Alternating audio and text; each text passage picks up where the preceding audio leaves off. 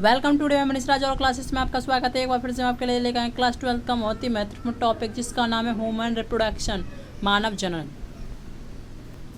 जो कि बोर्ड की दृष्टि से बहुत ही ज़्यादा इंपॉर्टेंट क्वेश्चन आते हैं। इसमें से पाँच अंक का हर साल आता है, या तो नर जनन तंत्र आता है या मादा जनन तंत्र आता है। इनमें से कोई एक तो फिक्स है। इसमें से 5 नंबर आपके बहुत ही अंक अच्छे रहते हैं। बिल्कुल इसमें अंतर्गत पढ़े हैं नर जनन तंत्र क्या है, नर जनन तंत्र के बारे में पढ़ने वाले हैं। देखिए ये हमारा मानव का नर जनन तंत्र है, ये हमारा नर जनन तंत्र है जो कि हमारा मेन रिप्रोडक्शन सिस्टम, समझे आ गया। नर जनन तंत्र कहते हैं इसको। देखिए हमारा ये नर जनन तंत्र है, इसमें हमारे बहुत सारे पार्ट्स होते हैं। आइए हम देखते हैं कि शुक्राणु कहाँ बनते हैं। देखिए ये हमारे क्या है, वृषण। वृषण सबसे पहले यहाँ से स्टार्ट करते हैं। ये हमारा शिशुमुंड, इससे यहाँ जहाँ से हमारे स्पर्म निकलते हैं, यानी कि शुक्राणु निकलते हैं। इससे आगे आता है ये हमारा पूरा शिशुमुंड है, ये हमारा शिश्न है पूरा। ये हमारा क्या है, शिश्न। क्या है, शिश्न। इसमें 2 ग्रंथियाँ होती हैं, 3 वैसे तो इसमें 3 ग्रंथियाँ होती हैं।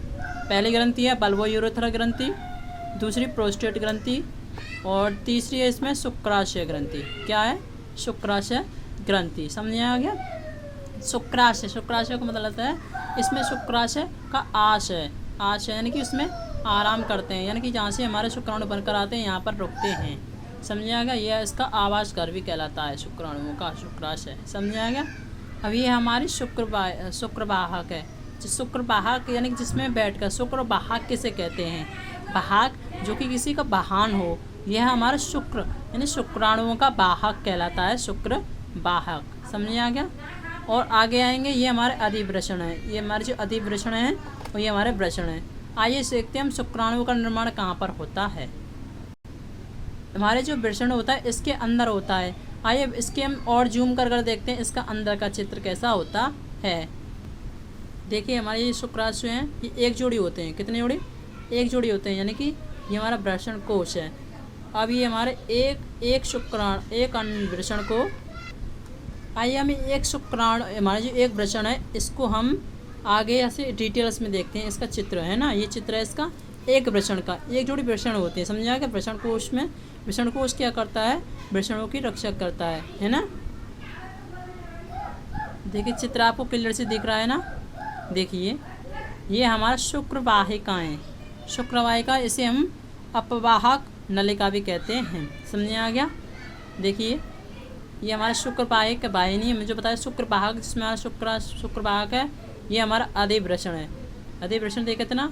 ये हमारे शुक्रवाहिक है। ये हमारे जो पाइप से यहाँ पर देख रहे हो, ये ग्रंटर से दिख रहा है आपको, जालनुमा संरचना, ये हमारे अधिवृषण है। और ये हमारी जो शुक्रवाहिका है ये हमारी अपवाह नलिका है, जिससे हमारे शुक्राणु यहाँ से जाते हैं। ये हमारे वृषण जालिकाएँ हैं। अब देखिए ये वृषण पिंडक होते हैं। कितने होते हैं वृषण पिंडक है, देखो एक, ये हमारे सारे वृषण पिंडक कहलाते हैं। ये वृषण पिंडक होते हैं। वृषण पिंडक कह लो या वृषण पालिका। ये कितने होते हैं, एक वृषण में 250 यानी कि 250 हमारे वृषण पिंडक होते हैं। अब इनके अंदर भी हमारी शुक्रजनक नलिकाएँ होती हैं। देखो ये नलिका दिख रही हैं आपको छोटी छोटी, 1 2 3, 1 2 3। इनमें शुक्रवाहिका जो वृषण पिंडक होते हैं इनके अंदर भी क्या होते हैं, हमारी शुक्र जनक नलिकाएँ होती हैं। अब ये शुक्रजन नलिका, ये हमारा शुक्रजन नलिका है। इसको हम जूम करते हैं, देखते हैं इसमें और क्या है। इसके अंतर्गत आती जो शुक्रजन नलिका है, ये इसको हमने जूम करा। देखिए यहाँ से हमने निकाल लिया इसको। अब इसको जूम करने पर हमको मिलेंगी 2 प्रकार के कोशिका मिलती हैं। कितने प्रकार के, 2 प्रकार के। एक तो सर्टोली कोशिका, एक शुक्रजन कोशिका। शुक्रजन नलिका कौन कौन सी होती हैं, देखिए जो हमारी ये गोल गोल सी हैं ये हमारे शुक्रजन नलिकाएँ हैं। समझ आ गया। और जो हमारी जो हमारी केंद्र सेंटर जैसे हमारे बिंदु जैसे दिख रही हैं, ये हमारे सर्टोली कोशिका। शुक्रजन नलिका का नाम क्या है, शुक्रजन। नाम से स्पष्ट हो रहा है ऐसी कोशिका जो शुक्राणुओं को जन्म देती हो। जन्म माने जन्म देने वाला। तो समझ आ गया। शुक्राणुओं का निर्माण कहाँ पर होता है, जो हमारे शुक्राणुओं का निर्माण कौन करता है, शुक्रजन कोशिका करती है। समझ आ गया। शुक्राणु का निर्माण कहाँ पर होता है, शुक्रजन नलिका में, शुक्रजन कोशिका में। समझ आ गया। अब इनका क्या काम है, सर्टोली कोशिका। सर्टोली कोशिका है जो हमारी शुक्रजन नलिका ने हमारे जो हमारी शुक्रजन कोशिका है ना, इसमें हमारे शुक्राणु का निर्माण तो कर दिया, अब इसको पोषण प्रदान वाला कोई तो करेगा इसको पोषण। ये कहते हैं कि अब हमारा बच्चा तो पैदा हो गया, अब उसको पोषण देने वाला कौन होगा? माँ, यानी माँ का दूध पिएगा तभी तो वो बड़ा होगा थोड़ा सा, समझा क्या? इसी प्रकार से हमारे जो शुक्राणु होते हैं, ये हमारे शुक्राणुओं को पोषण प्रदान कौन करता है? सर्टोली कोशिका, समझा गया? तो आई होप आप समझ सके होंगे कि शुक्रजन नलिका में हमारा, शुक्रजन कोशिका में हमारा देखो शुक्र, सबसे पहले हमने देखा था हमारा वृषण कोश के अंदर हमारे एक जोड़े हमारे क्या होते हैं? वृषण होते हैं, और इसके अंदर भी हमारे अधिवृषण मैंने दिखाया था, और इसके अंदर हमारे वृषण पिंडक होते हैं, समझिए गया? वृषण पिंडक हमारे कितने होते हैं? 250 और 250 कोशिका, 250 पिंडक होते हैं, पालिका कह लो, समझिए कुछ भी कह लो। अब इनके अंदर भी कितना होता है? 1 से लेकर 3 तक हमारी शुक्रजन नलिकाएँ होती हैं, जो कि हमने देखो जूम करके दिखाए थे। इसके अंतर्गत हमारी दो हमारी क्या होती हैं? कोशिकाएँ होती हैं, एक तो शुक्रजन कोशिका, एक हमारी सर्टोली कोशिका। शुक्रजन कोशिका का काम क्या होता है? शुक्राणु का निर्माण करना, समझा गया? और सर्टोली कोशिका का क्या काम होता है? जो हमारे शुक्रजन कोशिका ने हमारे जो शुक्राणु का निर्माण किया उनको हम पोषण प्रदान करना, समझा गया? आई होप आप समझ चुकेंगे। एक क्वेश्चन हमारा बहुत आता है कि जो हमारे वृषण होते हैं वह हमारे शरीर से बाहर क्यों होते हैं? ये हमारे लटके कैसे होते हैं? थैलीनुमा हमारे लटके रहते हैं, ये बाहर क्यों होते हैं हमारे शरीर से?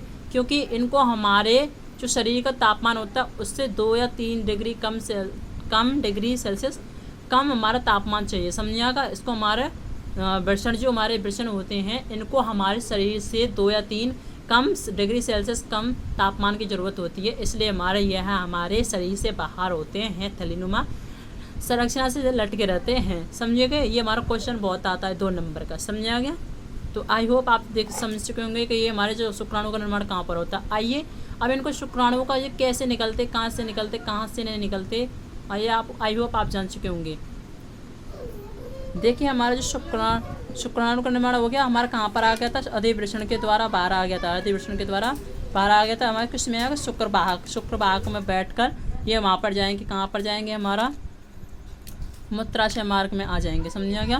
जो हमारे शुक्राशय का कार्य क्या होता है? क्योंकि इसमें जो है चिकनाहट प्रदान करना, मार्ग में चिकनाहट नहीं, इसका काम नहीं होता, इसका काम होता है तरल पदार्थ देना। शुक्राशय ग्रंथि का काम क्या होता है? जो हमारे शुक्राणु होते हैं उनके मार्ग में तरल पदार्थ देना, समझा गया?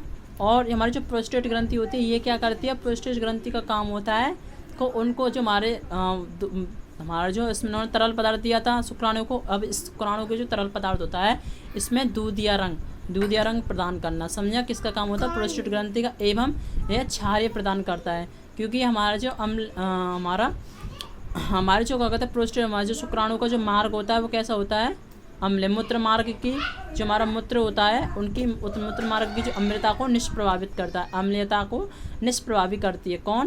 प्रोस्टेट ग्रंथि। क्या प्रदान करती है? क्षारीय दूधिया रंग प्रदान करती है, समझा गया? और हमारी जो बल्बोयूरेथ्रल ग्रंथि होती है इसका क्या काम होता है? बल्बोयूरेथ्रल ग्रंथि का काम होता है शुक्राणु के मार्ग में चिकनाहट प्रदान करना, ताकि कि वह आसानी से बाहर जा सके, आगे का मार्ग में जा सके, समझा गया?